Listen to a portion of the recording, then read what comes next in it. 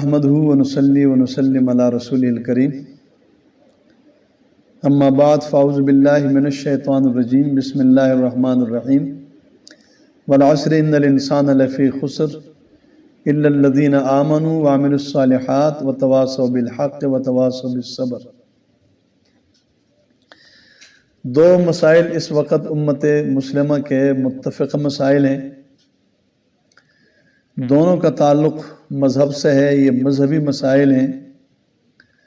دونوں کا تعلق عالم اسلام سے ہے، یہ کسی ملک یا کسی خاندان یا کسی طبقے سے نہیں ہے۔ جس طرح مسئلہ ناموس رسالت یہ 1.5 ارب انسانوں کا مسئلہ ہے کہ رسول اللہ صلی اللہ علیہ وسلم کی عزت، آپ کا وقار، آپ کا احترام، یہ سارے عالم اسلام کے دلوں میں بھی ہے، اور عالم اسلام اس معاملے میں بڑا نازک بھی ہے۔ آزادی اظہار خیال کے نام پر جب بھی عالمی سطح پر کوئی ملک، کہیں پر کچھ افراد جب اس حوالے سے آپ صلی اللہ علیہ وسلم کی گستاخی کرتے ہیں تو اسی وقت پورے عالم کے دل اور پورے عالم کے مسلمانوں کے دماغ پر ایک سخت چوٹ لگتی ہے، اور ہر ایک یہ سوچتا ہے کہ ایسے دن سے اور ایسے وقت سے پہلے میں اس دنیا سے چلا کیوں نہ گیا اور مجھے یہ دن دیکھنا کیوں پڑا۔ میں آج کل کے حوالے سے عرض کرنا چاہتا ہوں کہ القدس کا مسئلہ، قبلہ اول کا مسئلہ، مسجد اقصی کا مسئلہ بھی پورے عالم اسلام کا ہے، یہ عرب اور اسرائیل کا مسئلہ نہیں ہے، یہ پورا عالم اسلام کا مسئلہ ہے۔ اس میں پورا عالم اسلام بہت محتاط ہیں۔ آپ جانتے ہیں کہ آپ صلی اللہ علیہ وسلم کے اس ارشاد کے مطابق اخرج الیہود والنصارى من جزیرۃ العرب،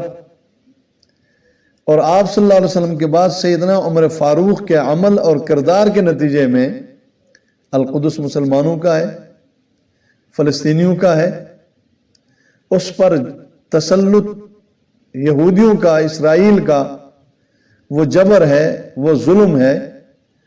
قائد اعظم محمد علی جناح سے لے کر آج تک پاکستان کے اندر ہو یا پورا عالم اسلام میں ہو، سب نے یہ طے کیا ہے کہ یہ تسلط ہے، یہ جبر ہے، یہ ظلم ہے، اور یہ حق فلسطینیوں کا ہے۔ اس لیے میں آج کل کے ان حالات کو سامنے رکھتے ہوئے وہاں بچوں کو، وہاں عورتوں کو، نہتے نوجوانوں پر بمباری ہو رہی ہے، انہیں روکا جا رہا ہے،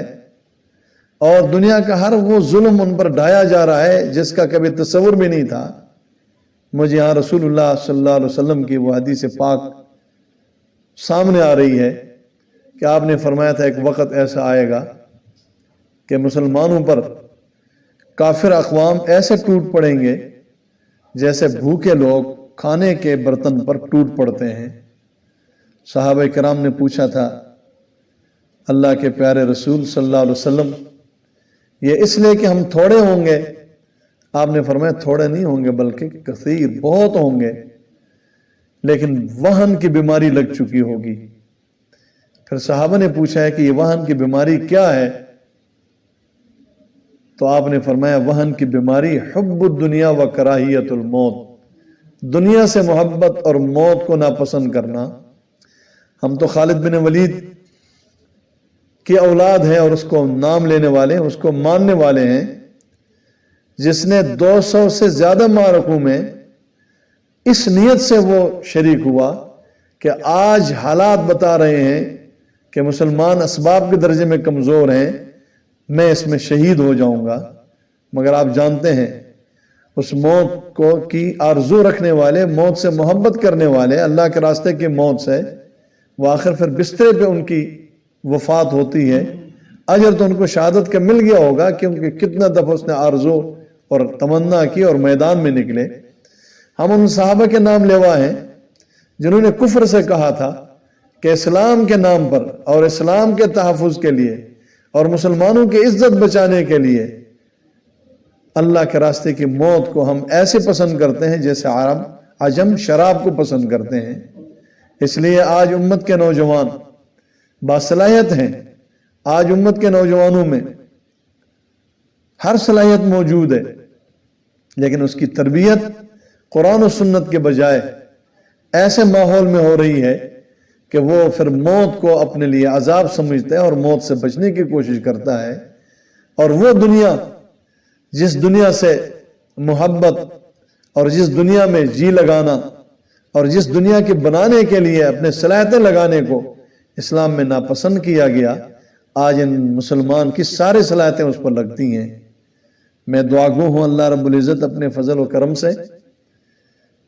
پورے عالم اسلام میں جہاں جہاں مسلمان مظلوم ہیں ان کی مدد فرمائیں، ان کی نصرت فرمائیں، اور میں تمام اسلامی ممالک کے افواج اور حکمرانوں سے یہ اپیل کروں گا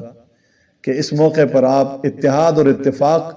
اور ایک موقف کو سامنے رکھ کر کفر کو ایک دفعہ بتا دیں کہ ہم محمد رسول اللہ صلی اللہ علیہ وسلم کے نام لیوا ہیں، ہم کلمہ اسلام پڑھنے والے ہیں، ہم اس زمانے کے دین کو ماننے والے ہیں، اور ہم اس زمانہ اور زمین کے رسول کو ماننے والے ہیں، اور پچھلے شریعتیں منسوخ ہو چکی ہیں، اب اس نے مٹنا نہیں ہے، اور اس کو مٹانے والے پہلے بھی مٹے ہیں اور آج بھی مٹیں گے۔ میں اس موقع پر رہنما میڈیا کے دوستوں اور ان کا مشکور ہوں کہ انہوں نے مجھے موقع دیا میرا پیغام قوم تک پہنچانے کے لیے۔ میں ان کے حق میں بھی دعا گو ہوں اللہ ان کے مساعی جمیلہ کو قبول کریں